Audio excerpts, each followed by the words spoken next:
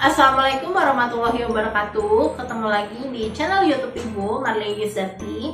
Hari ini kita akan masuk materi mengenai klasifikasi pada makhluk hidup. Tapi sebelum Ibu lanjut, jangan lupa klik like, subscribe, dan nyalain lonceng notifikasinya agar kalian selalu dapat update tiap kali Ibu upload video baru. Saksikan ya.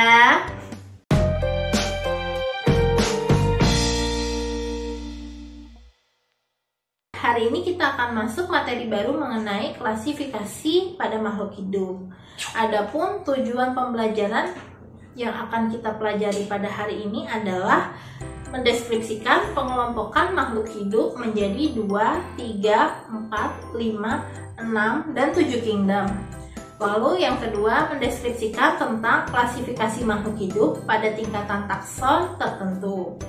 Yang ketiga, menjelaskan konsep penamaan makhluk hidup dengan sistem binomial nomenklatur. Yang keempat, memberikan contoh tata nama penamaan makhluk hidup dengan sistem penamaan binomial nomenklatur. Untuk mempelajari keanekaragaman hayati, kita bisa menggunakan dua cara. Yang pertama adalah tanpa klasifikasi, dan yang kedua dengan menggunakan klasifikasi. Adapun tujuan dari klasifikasi adalah menyederhanakan objek kajian makhluk hidup sehingga lebih mudah dalam mempelajarinya. Seperti yang kita tahu bahwa keanekaragaman hayati itu ada begitu banyak sekali. Nah, untuk mempelajarinya tidak mungkin kita tidak mengelompokkannya sehingga objek kajiannya menjadi luas.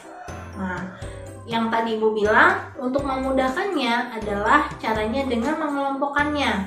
Misalkan, dari beberapa jenis makhluk hidup itu kita kelompokkan berdasarkan kelasnya. Maka kita akan lebih mudah mempelajari karakteristik dari suatu makhluk hidup berdasarkan kesamaan dan perbedaan cirinya. Seperti itu. Nah, untuk klasifikasi makhluk hidup, sistemnya ini pertama kali diperkenalkan oleh seorang ilmuwan yang bernama Carolus Linnaeus ya pada tahun 1708 sampai 1778. Nah, pada saat itu ia mengelompokkan dan memberikan nama pada makhluk hidup berdasarkan persamaan dan perbedaan ciri-cirinya.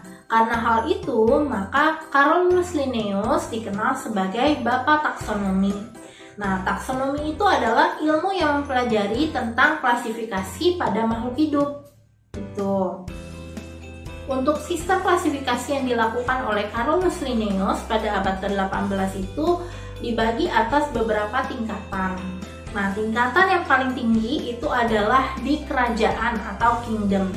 Sedangkan yang terendahnya adalah pada spesies atau jenis. Nah, di bawah jenis sebenarnya ada lagi yang lebih bawah lagi. Namun yang perlu kita pelajari hanya sampai tingkatan spesies saja. Nah, dari definisinya, klasifikasi merupakan pengelompokan makhluk hidup berdasarkan persamaan ciri, perbedaan ciri, berdasarkan pengamatan ciri morfologi, fisiologi, dan anatomi, serta cara hidup, tempat hidup, dan daerah penyebarannya. Hal inilah yang akan memudahkan bagi kita untuk mempelajari makhluk hidup yang ada di sekitar kita. Ada 4 tujuan dari klasifikasi makhluk hidup. Yang pertama, tadi di awal ya, untuk mempermudah kita dalam mempelajari dan mengenal berbagai macam makhluk hidup yang ada di sekitar kita. Lalu yang kedua, untuk mengetahui kekerabatan antar makhluk hidup satu dengan makhluk hidup lainnya.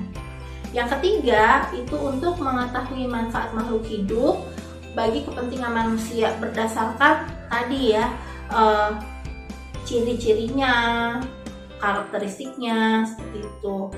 Dan yang keempat adalah untuk mengetahui adanya saling ketergantungan antara makhluk hidup yang satu dengan makhluk hidup lainnya. Pada awalnya, sistem klasifikasi itu dibedakan menjadi 3. Yang pertama adalah sistem natural atau sistem alami. Lalu yang kedua adalah sistem buatan atau artifisial.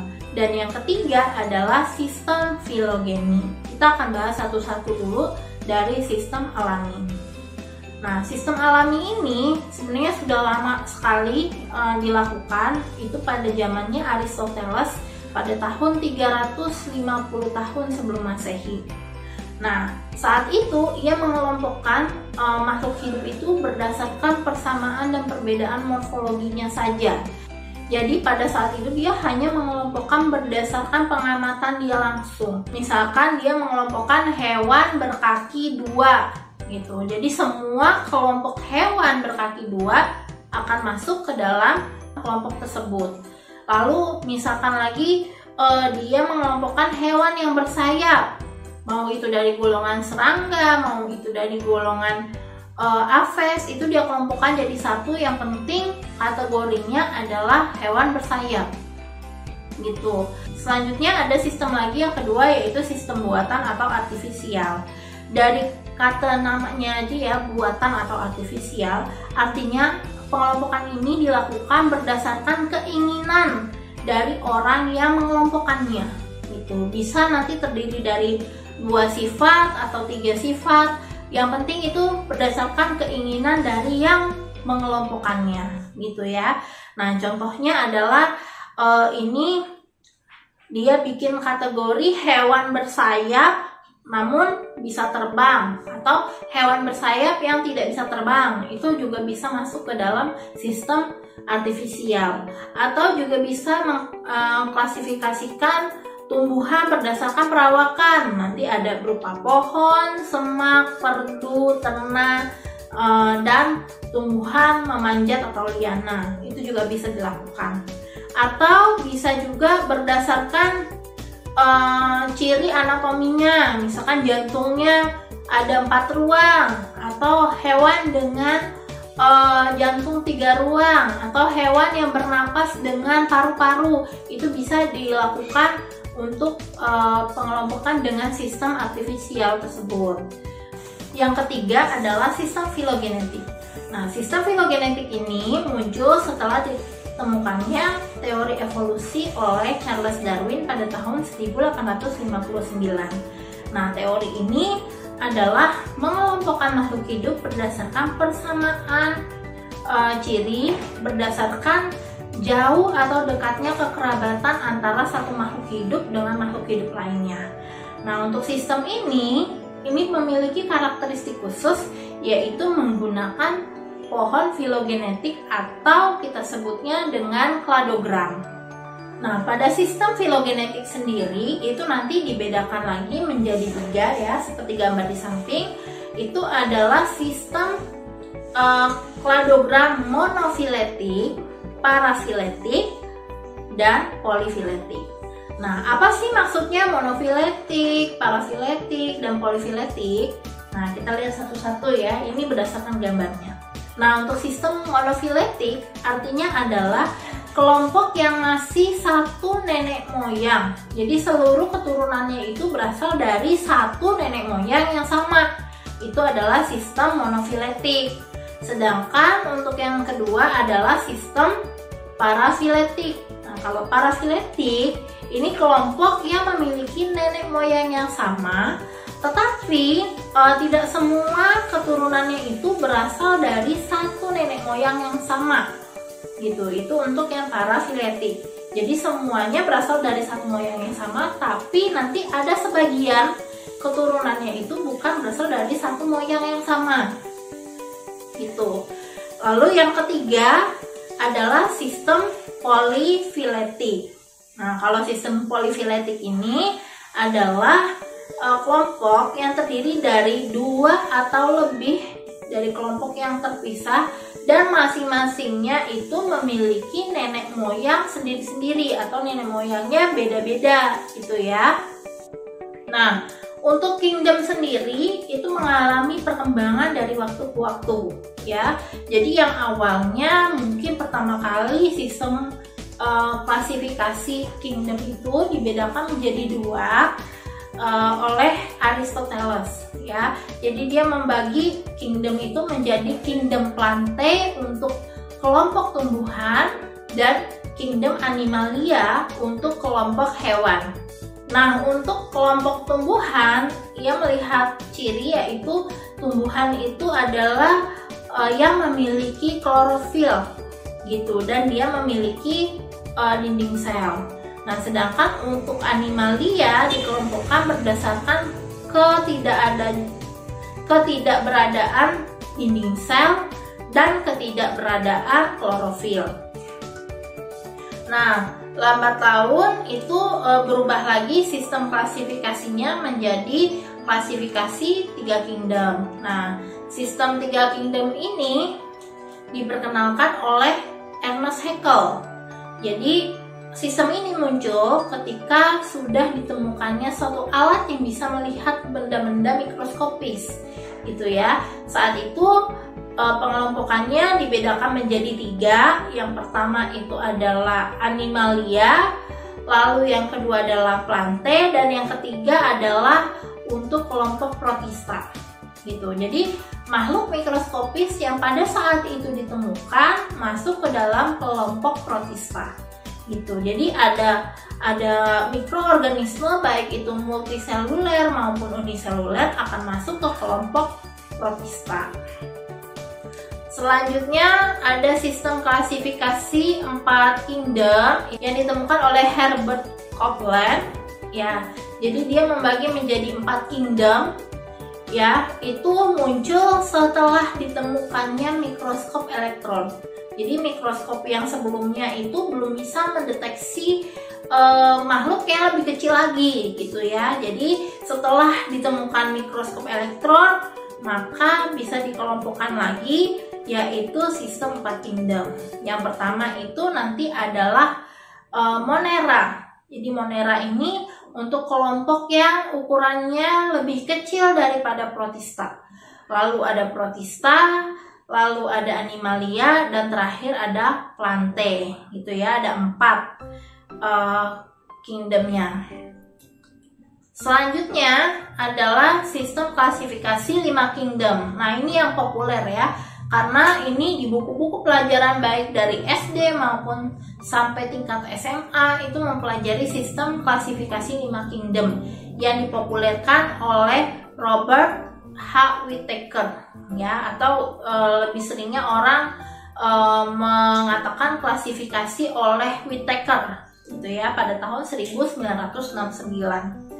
Nah, di sini pemisahannya itu adalah dari kingdom fungi, ya. Yang awalnya fungi itu masuk ke kelompok Plantae, dia dipisahkan dari kelompok Plantae dan dibuatkan kingdom tersendiri karena di situ Whittaker melihat bahwa ada perbedaan ciri dan struktur antara jamur dengan tumbuhan.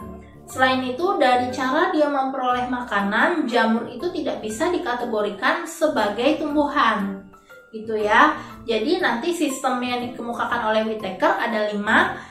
Yang pertama adalah Monera, lalu Protista, lalu ada Animalia, Plantae, dan terakhir adalah fungi. Jadi ada 5 ya, ada 5 klasifikasi yang dikemukakan oleh Whittaker. Nah, selanjutnya ada sistem klasifikasi 6 kingdom. Nah, ini juga nggak jauh berbeda dari tahun ditemukannya sistem 5 kingdom. Saat itu ada seorang ilmuwan bernama Cowus, ya, pada tahun 1970 menemukan bahwa sistem klasifikasi yang ditemukan oleh Whittaker itu perlu disempurnakan. Nah, dia membagi kelompok Monera tersebut menjadi dua kelompok. Jadi yang Monera dipecah oleh si Cowus dan kawan-kawan ini menjadi kingdom tersendiri, gitu ya. Nah, di sini untuk sistem klasifikasi 6 kingdomnya itu adalah ada yang pertama Archaebacteria, yaitu ini untuk kelompok bakteri primitif. Lalu ada nanti Eubacteria atau yang biasa disebut dengan Monera. Nah, itu masuk dalam kelompok Eubacteria ya. Lalu yang ketiga adalah Protista. Yang keempat adalah Animalia dan yang kelima adalah Plantae. Gitu. Terakhir yang keenam adalah fungi. Nah, yang terakhir adalah sistem klasifikasi 7 kingdom. Nah, sistem klasifikasi 7 kingdom ini tergolong paling baru ya. Ini dikemukakan oleh Cavalier dan Smith pada tahun 1998. Nah, sistem ini membagi kingdom yang awalnya cuma 6 yang dikemukakan oleh si Cavus tadi menjadi 7 kingdom. Nah, yang dipecah apa? Yang dipecah adalah kelompok fungi, gitu ya. Nah, jadi menurut Cavalier dan Smith di sini fungi itu tidak sama, gitu ya. Jadi nanti dia pisahkan menjadi Chromista dan Eumycota. Nah, menurut si Cavalier dan Smith ini adalah Chromista adalah anggota yang merupakan bagian dari kingdom fungi dan protista. Jadi kan kalau yang sebelumnya protista itu ada yang menyerupai tumbuhan, ada yang menyerupai hewan, dan ada yang menyerupai jamur. Nah, di sini dia pisahkan gitu. Jadi ada yang namanya muncul lagi Chromista dan Eumycota. Nah, golongan ini tadi ya yang masuk ke dalam anggota Chromista. Yang pertama adalah Oomycota, yang kedua Hippocytriomycota, yang ketiga adalah Basilaryopycota, yang keempat adalah Xanthophyta, yang kelima adalah Cycloflagellates, lalu ada Chrysophyta, dan yang terakhir adalah Phaeophyta. Yang sebelumnya adalah masuk ke kelompok protista, dia pisahkan sendiri ke dalam kelompok baru yaitu Chromista. Jadi dalam sistem 7 kingdom yang kita ketahui itu nanti dimulai dari ada Eubacteria, Archaebacteria, lalu ada Protista. Ya, di sini Protista lebih difokuskan oleh si Cavalier dan Smith ini ke kelompok protozoa. Lalu yang keempat ada Animalia, yang kelima ada Plantae, yang keenam ada Chromista, dan yang ketujuh adalah Eumycota.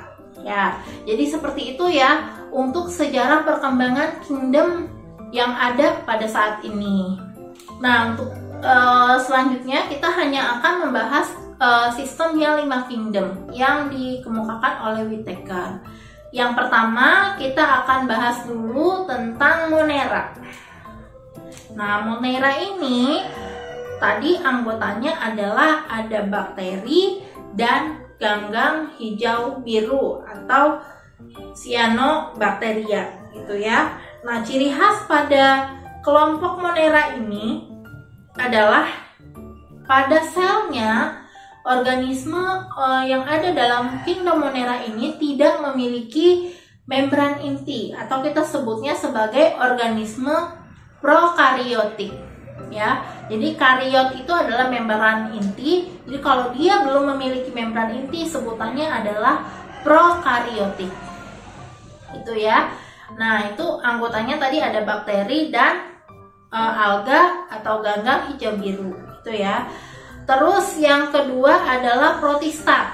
Nah, protista itu dia ciri utamanya dia sudah lebih maju daripada Monera karena dia pada membran inti selnya itu memiliki selubung atau inti sehingga kita sebut sebagai eukariotik. Itu ya. Nah, untuk protista sendiri nanti bisa dibedakan menjadi 3, ada yang mirip tumbuhan atau kita sebutnya alga, ada yang mirip hewan atau kita sebutnya dengan protozoa, dan ada yang menyerupai jamur. Gitu. Lalu nanti untuk protista sendiri tadi ya yang menyerupai hewan atau protozoa itu nanti bisa dibedakan berdasarkan alat geraknya. Nanti bisa dibedakan menjadi 4 lagi. Ya, protozoa itu ada yang nanti bergeraknya dengan menggunakan kaki semu atau rhizopoda. Ada juga yang bergerak menggunakan flagel atau bulu cambuk. Itu kita sebutnya dengan flagellata. Lalu ada juga yang bergerak menggunakan rambut getar atau cilia. Kita sebutnya dengan ciliata. Dan yang terakhir adalah yang tidak memiliki alat gerak atau kita sebutnya sebagai sporozoa.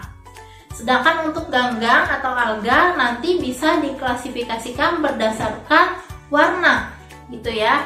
nanti ada yang pigmen warnanya merah, ada yang pigmen warnanya hijau, ada yang pigmen warnanya keemasan, ada yang pigmen warnanya kuning. Itu nanti lebih lengkapnya akan kita bahas di bab protista gitu ya.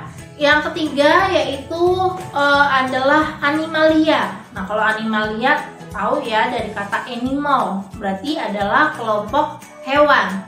Nah, yang masuk dalam kelompok hewan itu seperti apa? Iya, yang masuk ke kelompok hewan itu adalah makhluk hidup yang tidak bisa menghasilkan makanan sendiri atau bersifat heterotrof. Jadi untuk keberlangsungan hidupnya, hewan-hewan ini akan memangsa atau memakan tumbuhan yang ada di sekitarnya, gitu ya. Nah, untuk hewan nanti bisa dilihat berdasarkan adanya membran sel. Jadi kalau pada hewan itu dia tidak ada dinding sel, melainkan dia hanya memiliki membran sel. Gitu. Untuk organel-organel selnya juga seperti itu. Nah, untuk hewan nanti klasifikasinya bisa dibedakan menjadi dua. Ada hewan invertebrata atau yang tidak memiliki tulang belakang, dan juga ada hewan yang memiliki tulang belakang atau hewan vertebrata. Nanti lebih lengkapnya juga akan Ibu jelaskan pada saat masuk ke bab animalia. Lalu yang keempat adalah tumbuhan atau plante ya, bukan plantae ya, tapi plante. Nah, kalau plante ini ciri umumnya yaitu dia memiliki dinding sel. Ya, jadi dia keras karena memiliki dinding sel. Lalu dia memiliki klorofil. Ya, klorofil ini yang nanti akan digunakan untuk kegiatan fotosintesis. Lalu nanti untuk kelompok tumbuhan dia juga biasanya melakukan gerak pasif gitu ya. Nanti ada yang gerak mendekati cahaya atau menjauhi cahaya, atau gerak mendekati permukaan tanah atau bumi gitu ya. Seperti itu. Nah, nanti tumbuhan sendiri akan dibedakan menjadi tiga. Itu yaitu ada Bryophyta atau tumbuhan lumut, lalu ada tumbuhan paku atau Pteridophyta, dan yang terakhir ada tumbuhan berbiji atau Spermatophyta gitu. Nanti lebih lengkapnya juga akan masuk ke materi sendiri mengenai kingdom plante. Selanjutnya yang terakhir adalah kelompok fungi atau jamur. Nah, kalau jamur jelas ya, cirinya adalah dia tidak memiliki klorofil. Itu ciri yang pertama. Lalu ciri yang kedua, dinding selnya itu berupa kitin. Jadi tidak sama antara dinding sel pada tumbuhan dengan dinding sel pada jamur gitu ya. Terus yang ketiga, untuk jamur sendiri hidup sebagai saprofit atau bisa juga sebagai parasit. Apa sih saprofit? Ya, saprofit itu adalah dia memakan sisa-sisa dari makhluk hidup gitu ya. Terus bagian-bagian tubuhnya si jamur itu sendiri dia hanya terdiri dari benang-benang halus yang kita sebut dengan hifa, atau jalinannya kita sebut sebagai miselium. Nah, itu tadi 5 klasifikasi yang dikemukakan oleh Whittaker. Ibu harap semuanya sudah memahaminya ya. Untuk minggu depan kita akan mempelajari tentang tata cara penamaan nama Latin pada hewan atau tumbuhan dengan menggunakan sistem binomial nomenklatur. Nah, sebelum Ibu akhiri, jangan lupa untuk selalu klik like, subscribe, dan nyalain lonceng notifikasinya agar kalian selalu dapat update setiap kali Ibu upload video baru. Sampai jumpa. Wassalamualaikum warahmatullahi wabarakatuh.